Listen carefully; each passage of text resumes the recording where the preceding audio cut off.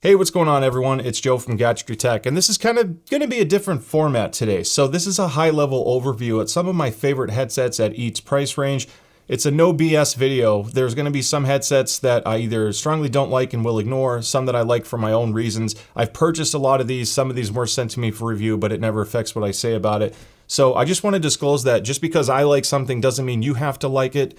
We can all have our own opinions. I just happen to be making a video about my opinion. So be sure to get what you like, and I hope this video helps get you kind of along the right path to finding what you actually want and need and avoid things that you may not want or need. On that note, there are some new headsets coming out at various price ranges. Obviously, CES is just around the corner, and I just happen to know there's some stuff coming over the next 3 months.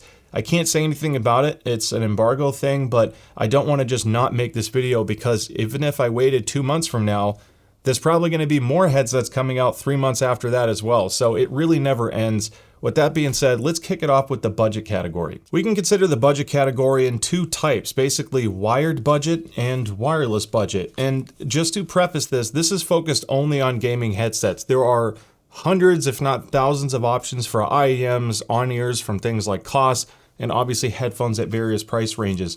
If you're looking for a gaming headset, this video is just focused on gaming headsets.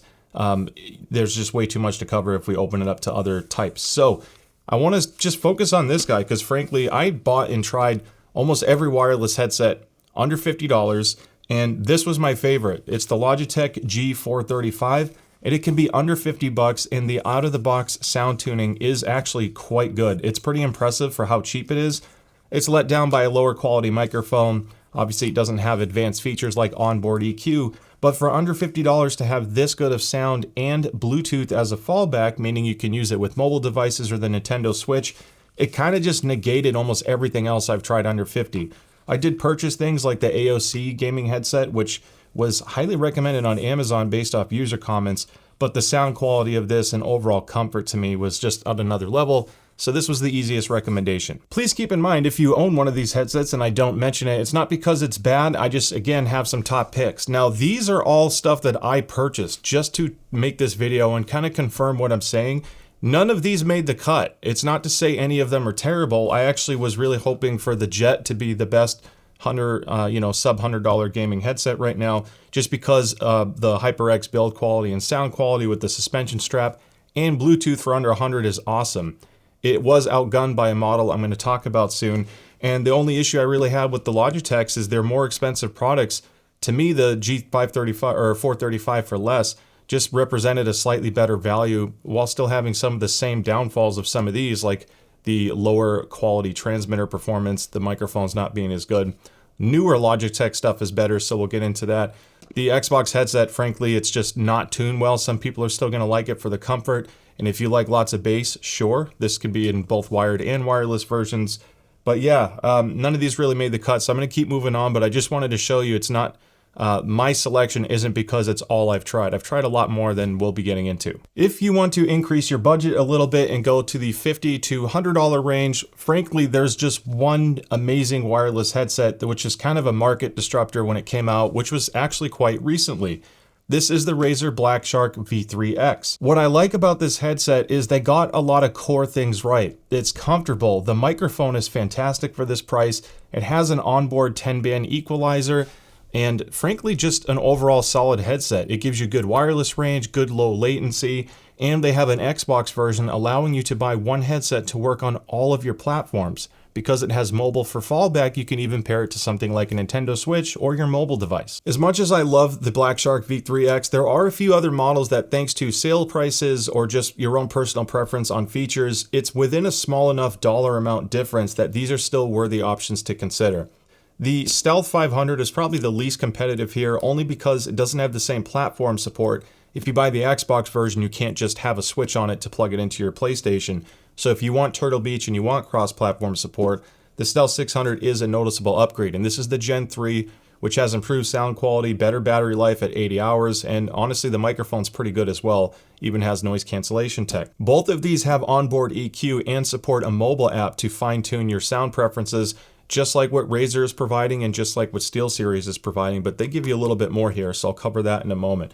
The Stealth 500 is more or less if you just want the best bang for your buck on sound quality for wireless, specific to one console. So if you're an Xbox player, to me, under $100, it's the Stealth 500 or the Black Shark V3X in particular, because they just offer a lot of good performance here.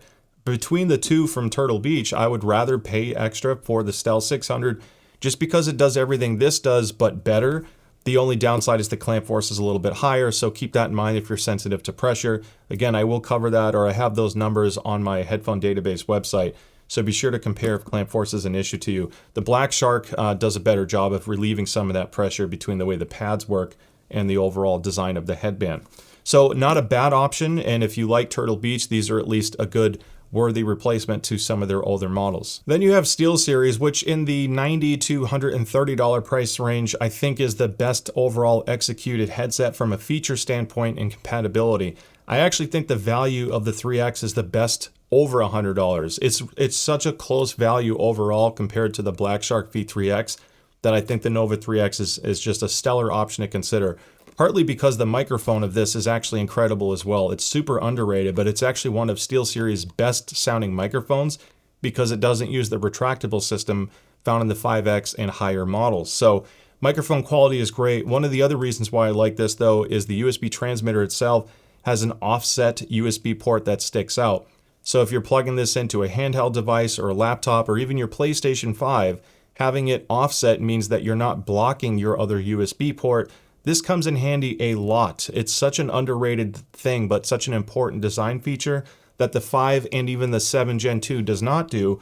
So I really like the usability of the 3X. I keep saying 3X because this model works on all platforms, like every single one. Mac, PC, the handheld side, Nintendo Switch, PlayStation, Xbox, all with one unit. You don't have to buy extra transmitters. Just flick the switch for what you're connecting to. And if you don't want to use the transmitter, it does support Bluetooth as well. It's not simultaneous, but having that flexibility is great. The 5 has all the same flexibility, it just doesn't have the same offset USB design. Both of these do have a Bluetooth app with full parametric EQ and almost 300 games to pick from preset EQs. So if you want the headset to be custom tailored to the game you're playing, it's very easy to dial in. And this is huge for mobile gamers as well, just because you don't always want to have to connect it to a computer to change the sound. You might not even have a laptop these days. I've been seeing some comments where people are saying, what if I don't have a PC? So it's nice that they're leaning into the mobile side for customization. You can of course do custom EQ if you really want to fine tune it to your own personal preferences. And I've covered these in the past with my own EQ settings. So take a look in the description below for that. These are great options to consider though. As we move up a little bit in price, things get kind of difficult to say where one falls in value because price changes can swing quite drastically. So we're just going to cover some models that as a whole in their respective MSRP are still good ones to consider. Starting with Sony, you have the Pulse Elite, which is using an Odyssey planar magnetic driver, and it's extremely clear. It's a bit bright sounding. So if you find a lot of products you use don't have the detail that you're looking for and you're a PlayStation gamer, this is a really good option to consider. The microphone performance is just okay. Ergonomically, it's kind of a funky headset. You know, they kind of went with style over, to me, raw comfort and function.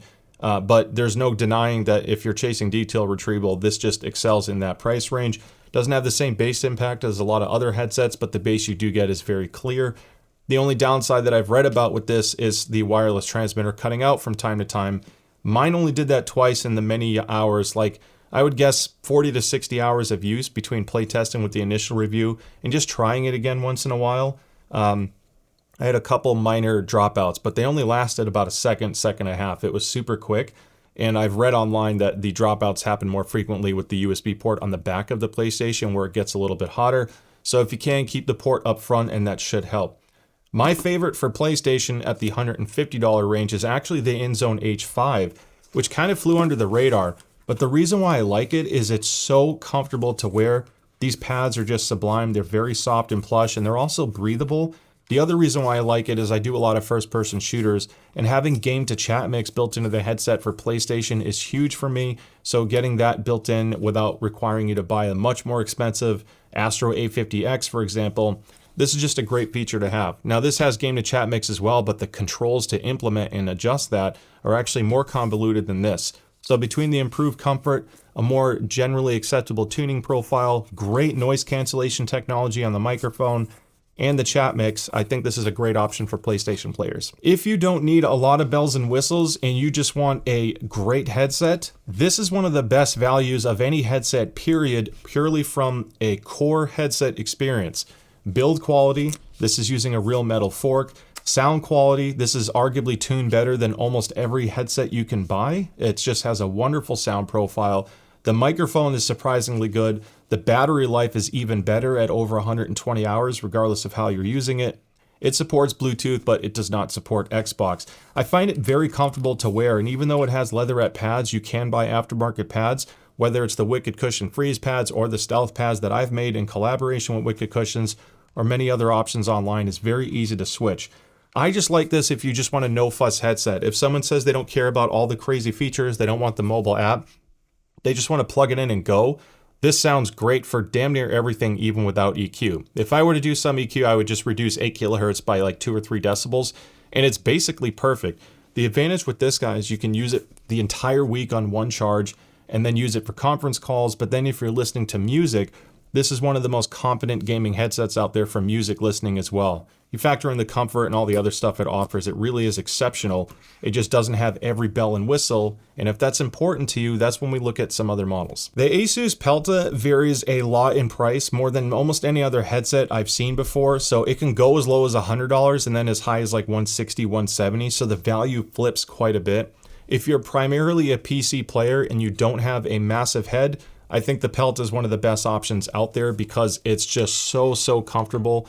This suspension strap is excellent. I love the pads. They're huge, so they fit very large ears, very plush, breathable technology. It doesn't have any game to chat mix built into it. It's a little bit more stripped down from a feature set standpoint than when you look at something like what you get with SteelSeries or Turtle Beach in this price range, but it's on par with something like HyperX. Now, if you're using this on the PC side, the Asus Armory Crate, they actually have a lightweight version that's designed just for the headset, and using that is very light on resources, and you can do things like add a compressor built in, which is really helpful for first-person shooters because it'll boost the quiet noise and kind of compress the really loud stuff.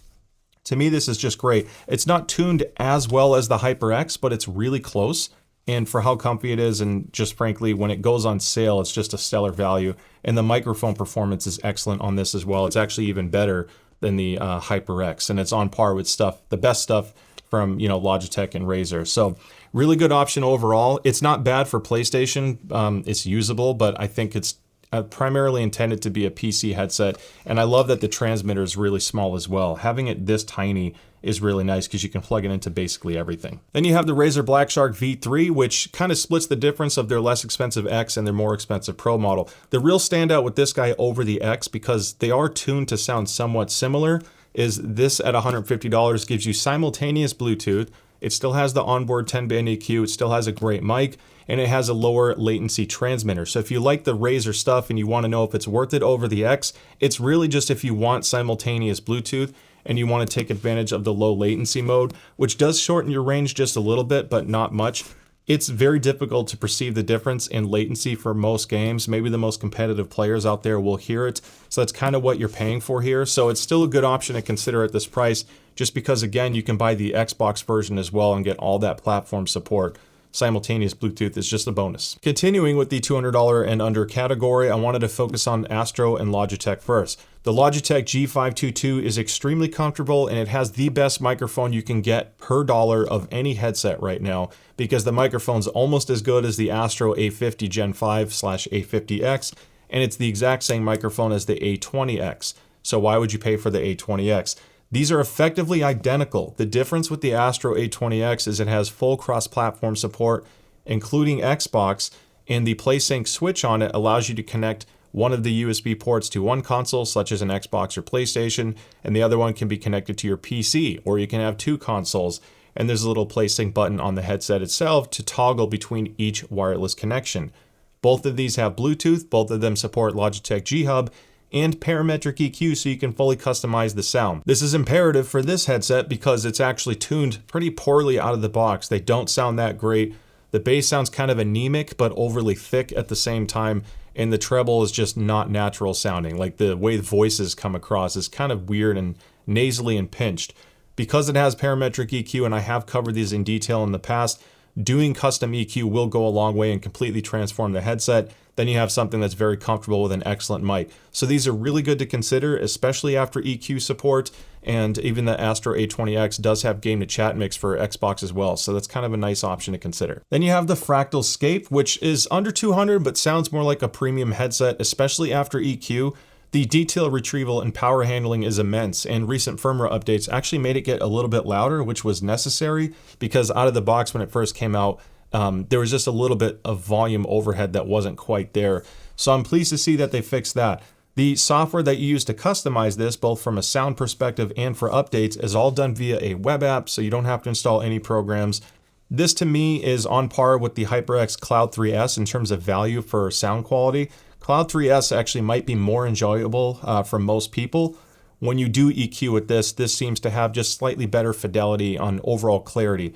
But again, it needs EQ to get there. Built extremely well, microphone's kind of subpar. It doesn't compare with some of the other higher end models in this price range, like Logitech and Razer, for example.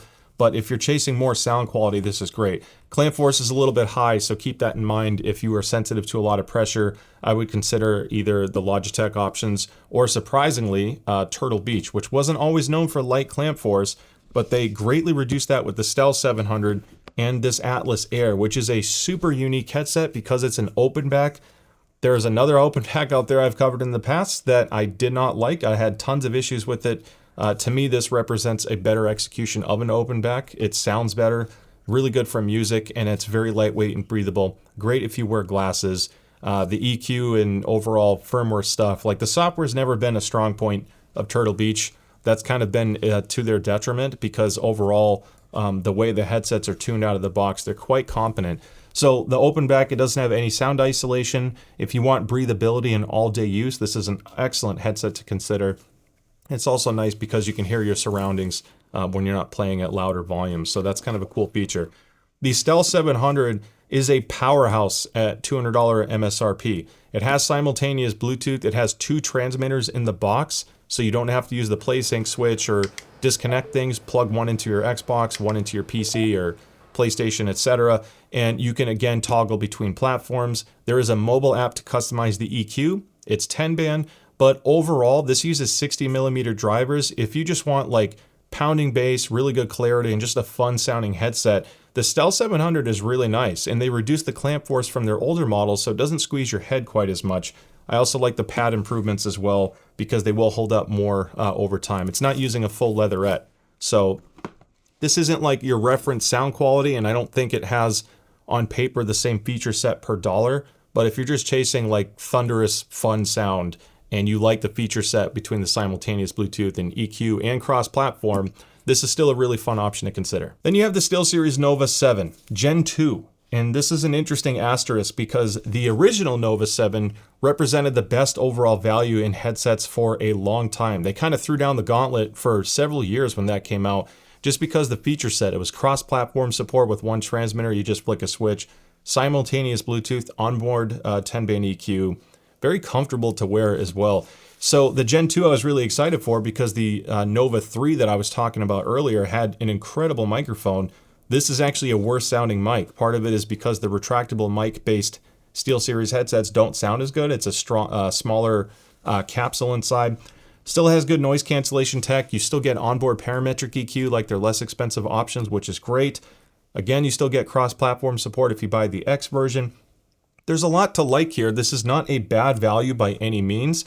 I think just the microphone should have been a little bit better, and I wish the transmitter had an offset design because this went back to the old transmitter design that blocks adjacent USB-C ports, and I don't like using a wire to pull the unit off the box. Those are my only 2 real criticisms. Other than that, it's a really good headset, and adding the onboard parametric EQ with mobile app means that mobile and PlayStation and console gamers as a whole, Xbox, PlayStation, you can customize all the sound with your phone without having to plug it in to your computer. So that's really handy. Still a good headset, just may not be the best for everyone. Then you have the fun category of headsets with active noise cancellation. And starting with the Alienware Pro, which is kind of like a Fractal Scape, but with much better isolation. Doesn't have as good of a microphone as many other headsets. It's kind of mid-tier at best, but it makes up for it in noise isolation, build quality, and comfort. This is the most comfortable headset I've ever worn that uses leatherette pads. which is kind of essential for blocking out noise, but they did a great job. It feels wonderful in hand and on head. It just lacks some features like simultaneous Bluetooth. It doesn't have game to chat mix built in, no onboard EQ, and it doesn't work on Xbox. So at this price range, you are sacrificing quite a few features, but what you are paying for is the build quality, and frankly, the sound quality is quite good as well. And if you want active noise cancellation, it's actually still a nice headset to consider. Honestly, I can't understate or overstate the value enough on the comfort side. It really is nice to wear. Then you have the ASUS A-Blaze, which I think is actually their best value from their entire lineup, just because the active noise cancellation is almost as good as their much more expensive models, but at a fraction of the cost. You get parametric EQ with this. This is better suited towards PlayStation and PC players. No Xbox support really for this. So if you're on those platforms, it's a good option to consider. It's not quite as comfortable as the Alienware, but the parametric EQ is a nice feature, and it typically can be purchased for a little bit less than the Alienware Pro. So again, if you want noise cancellation on a budget, the A-Blaze is the best ANC per dollar you can get that I've used, and you factor in the good imaging performance for first-person shooters. It's a really fun headset to consider. This guy is one of the better surprises, I guess, of 2025. This is the Black Shark V3 Pro. And the reason why I say it's a surprise is the microphone's great. It's better now thanks to an update that basically just did some EQ on it. But this has almost every single feature gamers ask for. Aside from parametric EQ, you really don't get much more per your dollar here. It does have onboard 10-band EQ. It has multiple game profiles that you can customize with the Razer Synapse software, but the microphone is still in the top 5 for best mics overall. It's incredibly well built. This is built with better materials. It's got the stitched leather on top. The telescoping poles here for the cup are actually thicker than their less expensive models, but it has simultaneous Bluetooth. It has active noise cancellation, the onboard EQ, full cross-platform support, and the ANC performance of this is awesome. So if you want a headset that basically does everything, even has a detachable mic for using it on the go, I think the Black Shark V3 Pro is the most well-rounded headset for your dollar of any price range. SteelSeries makes 2 active noise cancellation enabled headsets, one being the Nova Pro Wireless, which came out several years ago, and then the newer and much more expensive Nova Elite at an eye-watering $600. The Nova Elite represents SteelSeries' yes to everything statement between the sound quality, the low latency, simultaneous Bluetooth, parametric EQ, pretty robust ANC performance, etc. So there is some cases to be said here with the improved telescoping yokes. The noise isolation and bass performance is excellent. And then with the ANC enabled, you can also put it, of course, in transparency mode to hear your surroundings. It's a good overall headset. Purely on the ANC side, it might not be your best per dollar, but this does have better ANC performance than the less expensive Nova Pro, which came out several years ago, so that's to be expected. This is still passable ANC, although I don't think it's the right ANC to use on an airplane. The Alienware, the ASUS A-Blaze, and the Black Shark V3 Pro, all 3 have better noise cancellation performance on a plane. Ask me how I know. And then this guy is more or less, I think the advantage to this is when you're playing at home and you have a louder PC fan, it's enough to cut some of that background noise out to help you focus more in on the game. So it's really good for that, whereas the Elite is more well-rounded for even louder exterior environments. Now this guy I haven't reviewed yet, but I promise there is a review coming. Super unique headset, as is the telescoping yoke design, because it's really just a headset or a headband that slides up and down with a push button. It's a pretty interesting concept. The pads are somewhat basic. There's a leatherette inner to help block some sound, but this is still very breathable. The ANC performance is good. Now, it's actually not as good as the ASUS and Alienware stuff because I don't think it locks in the sound as much. But what is incredible on this is the ambient mode, because if you have mixed living situations and you're at home and you want to hear the family, the kids, the wife, husband, whatever, you can easily toggle ambient mode even with the button on the headset itself, and it makes it very easy to hear your surroundings. This also has built-in game-to-chat mix even on PC. For some reason, Sony took away the ability to have game-to-chat mix on PlayStation, so even though they're less expensive and older in-zone headsets had game-to-chat mix on PlayStation, the H9 II, second gen, does not. So if you're primarily a PC gamer and you like the ability of having game-to-chat mix, this is very lightweight and comfortable to wear. The ambient mode to me is the biggest selling point with this. It's so good. And you can obviously pop the microphone off if you want to use this on a plane. This does stand out more on a plane because of this much larger headband design, whereas the Razer and honestly the Alienware tend to blend in a little bit better. The other thing I'm not crazy about out of the box is the sound tuning. This has a pretty egregious 8 kilohertz peak, and some people don't hear that peak the same way. It just hammered my ears, and I couldn't really game on it without doing custom EQ. Thankfully, with the InZone software, you can change the EQ and sound settings to your liking. I think it's kind of a necessary tweak to do. But again, this kind of lacks some of the features some of the others have in this much more expensive price range.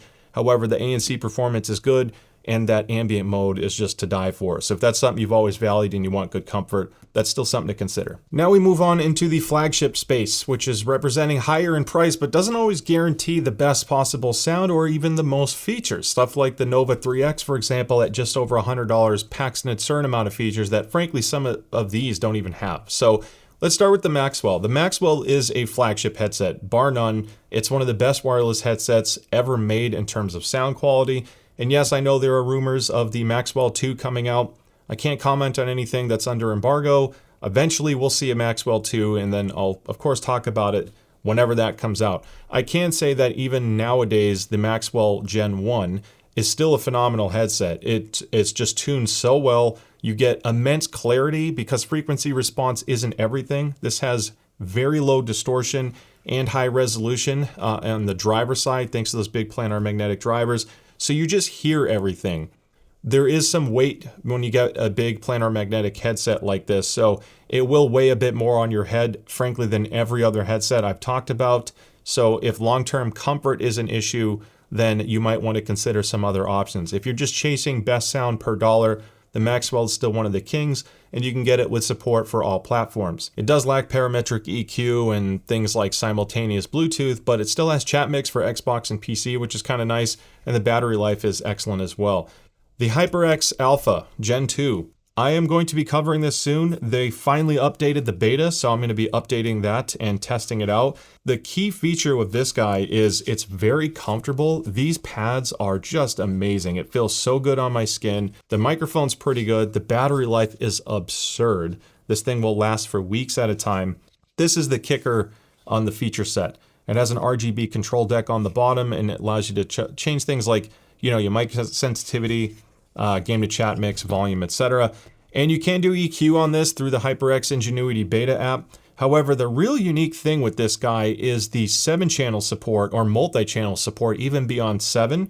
This allows you to actually customize the volume of every individual channel in the Ingenuity software. It's the only headset I've ever seen that does this, and it's super intuitive and easy to use. So if you're playing a game that has multi-channel support enabled, you can actually reduce your center channel volume or boost your surround volume. It can help with fine-tuning it and hearing some footsteps, and I find that this headset performs particularly well in Battlefield 6. It doesn't have the same bass impact and immersion that I get with the SteelSeries Nova Elite or the Astro series, or the Maxwell, of course, but it's a little bit flatter sounding, but it is excellent for FPS. So if it's kind of your primary function and you like the idea of tweaking with 7.1, that's really the only unique selling feature of this. So I touched on the Nova headsets during the ANC chapter, but for those of you that skipped it, just to kind of summarize, the Nova Pro Wireless is multiple years old now. However, it's still one of the best total packages, just because as long as you're okay with having 10-band EQ and not parametric, it has simultaneous Bluetooth, cross-platform support with multiple connections to 2 platforms, and frankly, it's just very comfortable. Now, I tuned this to have my stealth pads on there because I love these velour.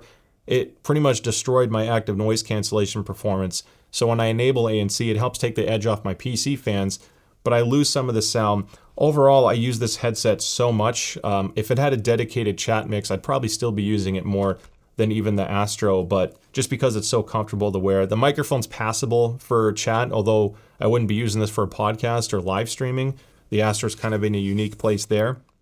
But feature set for the money, especially when these go on sale, it's still just such an excellent value, and I think it beats a lot of other headsets where it counts, and that's comfort and overall sound quality and imaging performance. I really have fun with this on FPS games. The Nova Elite is twice the price, sometimes more than twice the price when this goes on sale. You're not getting twice the headset, What you are getting is improved active noise cancellation performance, much more power handling. So if you like a lot of bass, this thing just pounds. It can be too much. I think there's too much bass out of the box.